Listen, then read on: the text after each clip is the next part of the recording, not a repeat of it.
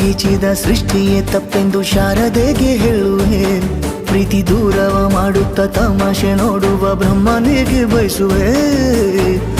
ಏಳೇಳು ಜನ್ಮಕ್ಕೂ ನೀನೆ ನಂಗೆ ಬೇಕೆಂದು ಕಾಡಿಬೇಡಿ ವರವ ಪಡೆವೆ ನಾನು. ಮತ್ತೆ ನೋಡಬೇಡ ತಿರುಗಿ ನೀ